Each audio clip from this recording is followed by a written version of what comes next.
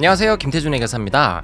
세간의 차은우 씨의 세금 추징 이야기가 화제입니다. 세무업계에서 오랫동안 업무를 하고 있는 전문가의 시선에서 보면 이 사건 그리 단순한 사건은 아닙니다. 저는 저번 주에 미팅 일정이 잡혀서 청담동에 위치하고 있는 차은우의 소속사 판타지오에 다녀왔고, 미팅 과정에서 회사의 여러 가지 상황과 비하인드 이야기를 들을 수 있었습니다. 고객 정보에 대한 이야기는 구체적으로 말씀드릴 수 없지만 결론부터 말씀드리자면 저는 아직 차은우 씨의 탈세를 확정적으로 보아서는 안 된다는 입장입니다. 왜 그런지 국세청과 납세자가 충돌하는 이 치열한 세금 전쟁의 내막을 하나씩 풀어드리겠습니다.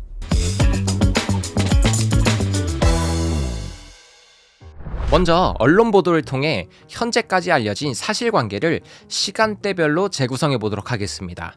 2019년 차은우의 소속사 판타지오는 당시 최대 주주의 파산으로 인해 경영권에 심각한 위기가 찾아옵니다. 이듬해인 2020년 초 최대 주주가 변경되고 연이어 구경영진과 신경영진 간에 경영권 분쟁이 발생하게 됩니다. 현재 논란이 되고 있는 차은우의 법인 또한 2019년경 설립된 것으로 추정하고 있습니다. 이제부터 이 법인을 A법인이라고 명칭하겠습니다.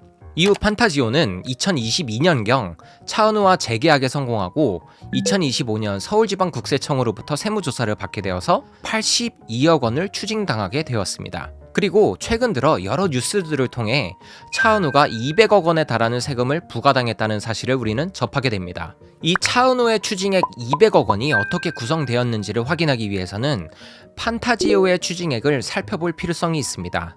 판타지오가 세무조사 과정에서 추징당한 82억 중 대다수는 차은우의 관계법인으로부터 받은 세금계산서가 불공제 처리되면서 발생한 추징금으로 보여집니다. 즉, 국세청은 A법인의 실질을 인정하지 않았기 때문에 A법인이 판타지오에 발행한 세금계산서에 해당하는 가액을 모두 추징한 것입니다. 판타지오의 추징금 82억 원에 A법인으로 인한 불공제 금액과 기타 추징 금액 그리고 가산세가 합산되었을 것으로 보이고, 이 추정치에 따르면 A법인 매출과 관련된 금액은 약 50억 원 정도로 예상됩니다. 이 경우에 A법인이 인식한 매출은 약 500억 원이 되기 때문에 국세청에서 차은우에 대해서 추징한 종합소득세 과소납부세, 즉 원금은 125억 원에서 150억 원 정도로 추정되며, 과소납부세액에 가산세를 약 50억 원 정도 합산하게 되면은 언론에서 공개되고 있는 차은우의 추징액 200억 원에 근접한 가액이 나오게 됩니다. 따라서 일부 언론에서는 차은우가 약 1000억 원에 달하는 매출을 포탈했다고 하지만, 제 추정치에 의하면 A법인이 인식한 매출액은 약 500~600억 원 내외일 것으로 추정되고 있습니다. 국세청의 입장은 명확해 보입니다. A법인은 실질적인 용역을 제공하지 않았고 단순히 차은우의 매출을 인식하는 어떤 세금 버퍼의 역할을 했을 뿐이므로 A법인이 수행하고 받은 대가의 실질 기속은 A법인이 아니고 차은우라는 것이죠. 근데 좀 이상하지 않으세요?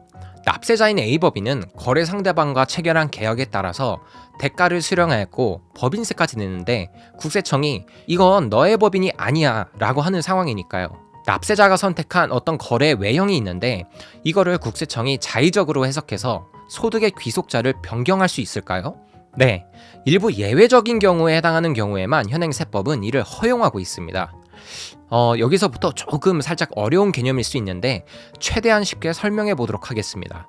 현행 세법은 세금을 부과할 수 있는 원칙 중 하나로 실질과세 원칙이라는 내용을 규정하고 있습니다. 실질과세 원칙이란 말 그대로 외형상의 귀속자와 실질적인 귀속자가 다를 경우에 경제적 실질에 따른 귀속자에게 세금을 부과해야 한다는 원칙을 의미합니다. 근데 이 실질과세의 원칙 함부로 사용할 수 있는 건 아닙니다. 국세청의 세금 부과는 공권력의 일종인데 국세청이 납세자가 선택한 외형을 함부로 무시하고 과세한다면 이건 공권력의 범위를 자의적으로 확장한 것으로 보일 수 있기 때문입니다. 사례를 통해 한번 설명해 보도록 하겠습니다. 철수가 음식점 하나를 차리기 위해서 어떤 법인 하나를 설립했다고 가정을 해봅시다. 이 철수는 법인 설립 당시에 출자한 자금을 바탕으로 법인의 명의로 임대차 계약을 체결했고 음식점 운영을 시작합니다.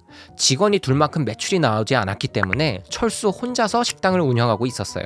근데 갑자기 국세청에서 야, 철수야, 너 법인을 세워서 음식점을 했지만 실질적으로는 철수 너 혼자서 음식점을 한 거잖아. 이러면서 법인세를 과세하는 게 아니고 철수한테 소득세를 내야 한다고 주장을 합니다. 여러분, 이 상황에서 국세청의 주장에 동의할 수 있으실까요? 아니면 다른 사례로 한번 조금 더 구체적인 사례로 말씀을 드려볼게요. 부모님이 자녀한테 현금을 1억 원을 증여하고 같은 날에 자녀는 그 1억 원으로 주식을 샀다고 가정해 봅시다. 자녀가 주식을 사자마자 주식이 막 갑자기 오르기 시작하더니 원금 1억 원이 3억 원이 됐어요.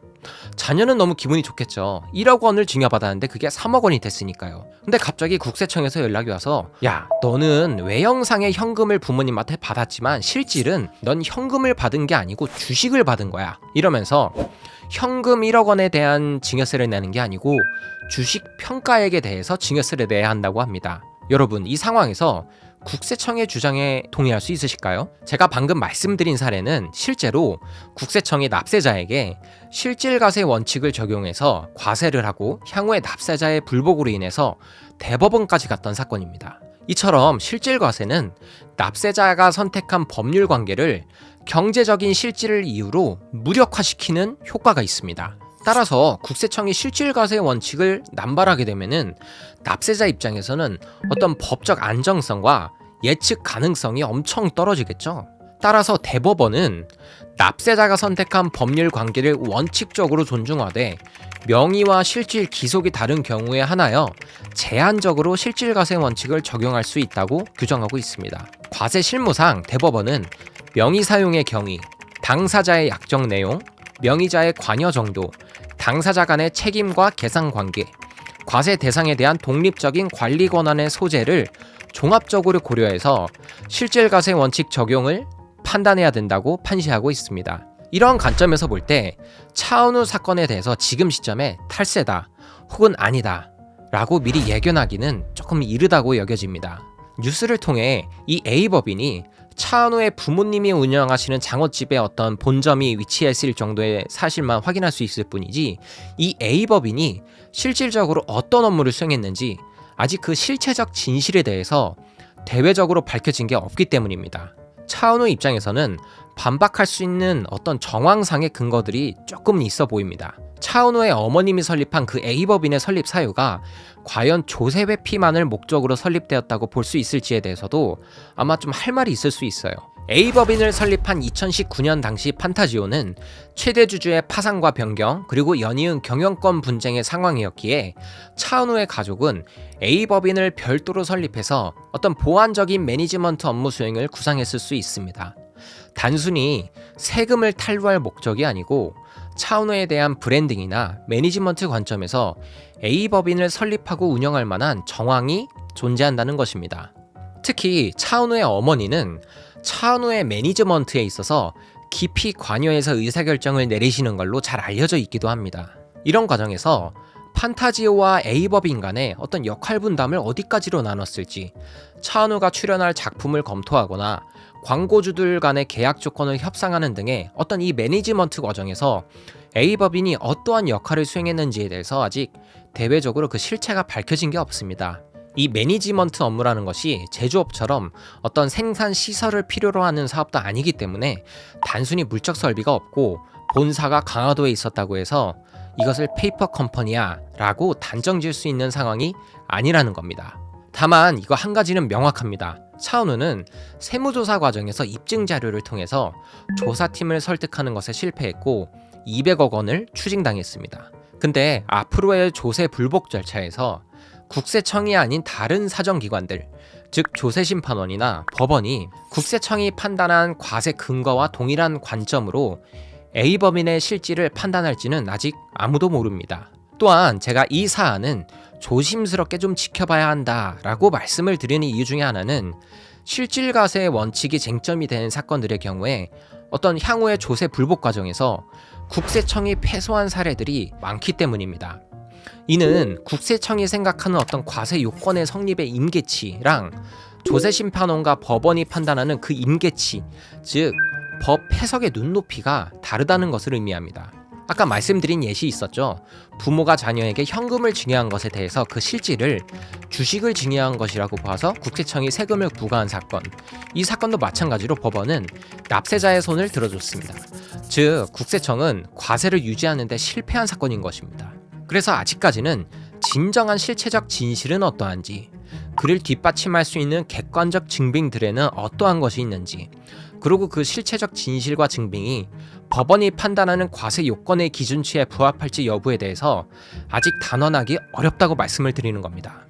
뉴스에 따르면 차은우는 현재 과세전 적부심사를 청구한 것으로 확인됩니다. 이 과세전 적부심사라고 하는 것은 국세청이 납세자에게 세금을 부과하기 전에 납세자가 자신에게 부과될 세금이 법률상 적절한지 여부를 판단해달라고 국세청한테 청구하는 제도입니다. 향후 이러한 조세 불복 과정에서 과세를 시도했던 조사팀은 전력을 다해서 과세 유지의 정당성을 호소할 것이고, 납세자 측에서는 여러 입증 자료들을 통해서 세금 부과의 부당성을 호소하는 식으로 쟁송 절차가 이루어질 것입니다. 기존 판타지오라는 소속사가 있는 와중에 새로운 법인을 설립하여 이중 매니지먼트를 한다는 것이 선뜻 잘 이해가 안 가는 구조이긴 합니다. A법인이 실질적인 매니지먼트 업무를 수행했는지 여부를 떠나서 평범하지 않는 거래 구조를 통해 국세청에게 의심을 산 것부터 납세자에게 분명 귀책이 있다고 보여집니다. 다만 A법인을 둘러싼 사안에 있어서 객관화된 사실관계가 확인되지 않는 상황이기에 살짝 중립기여를 놓고 추후 상황을 지켜보는 건 어떨까요? 두 당사자 간에는 이미 치열한 법적 공방이 시작되었으며 결과가 나오면 그때 비판해도 늦지 않다고 생각됩니다. 여러분의 생각은 어떠신가요? 오늘 분석이 차은우 씨 사건을 보다 객관적으로 바라보는 데 도움이 되셨기를 바랍니다. 댓글로 자유롭게 의견 남겨주시고 저는 다음번에 더 재밌고 유익한 세금 이야기로 찾아뵙겠습니다. 감사합니다.